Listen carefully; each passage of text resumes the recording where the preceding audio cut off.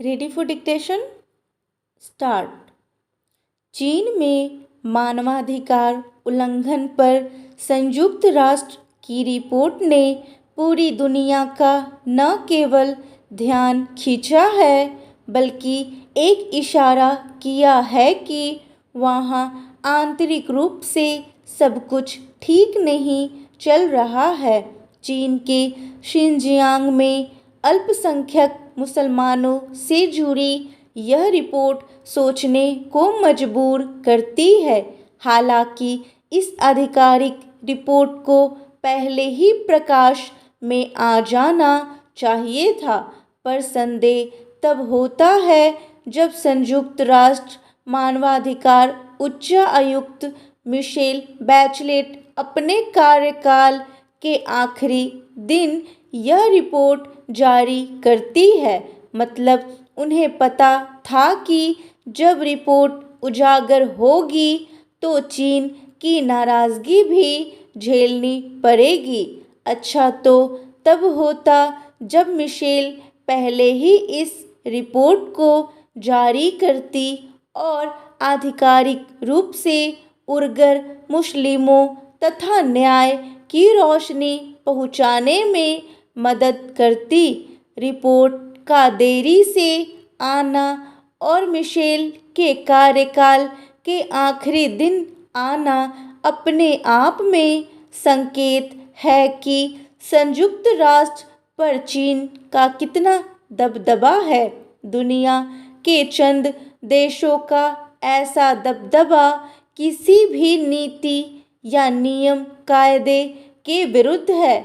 चीन जैसे अनेक देश हैं जो केवल अपने स्वार्थ से संचालित हो रहे हैं और जिनकी कथनी करनी में बहुत अंतर है। वैसे यह गौर करने की बात है कि उइगर मुस्लिमों पर हुए अत्याचार को संयुक्त राष्ट्र मानवाधिकार रिपोर्ट में न्याय उचित ठहराने की प्रछन्न कोशिश भी हुई है।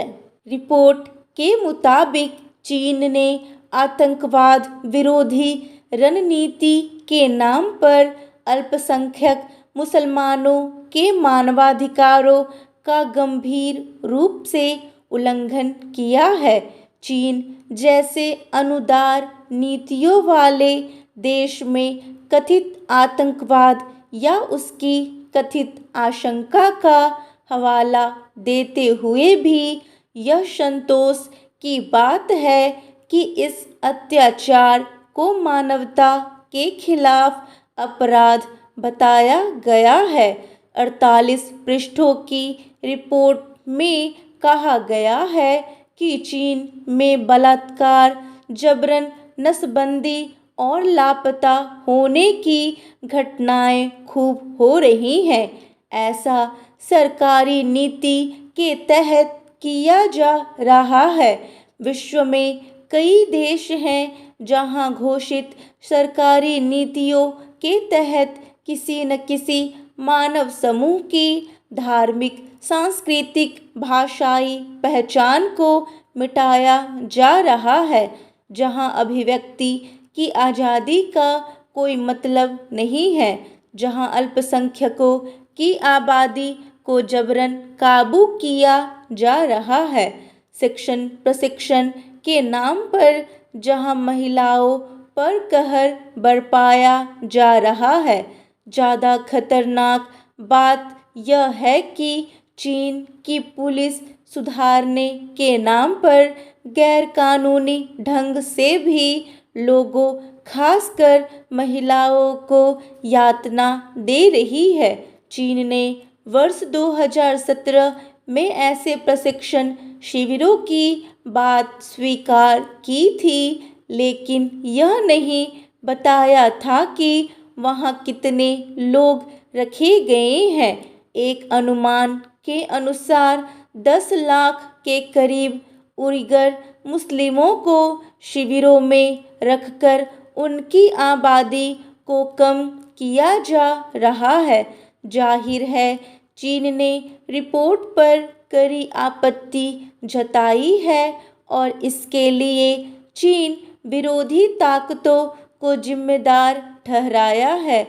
बहुत संभव है कि वह इस रिपोर्ट पर आगे किसी कार्रवाई को रोक दे। आशंका यह भी है कि चीन उइगर आबादी को पहले ही काफ़ी नियंत्रित कर चुका है।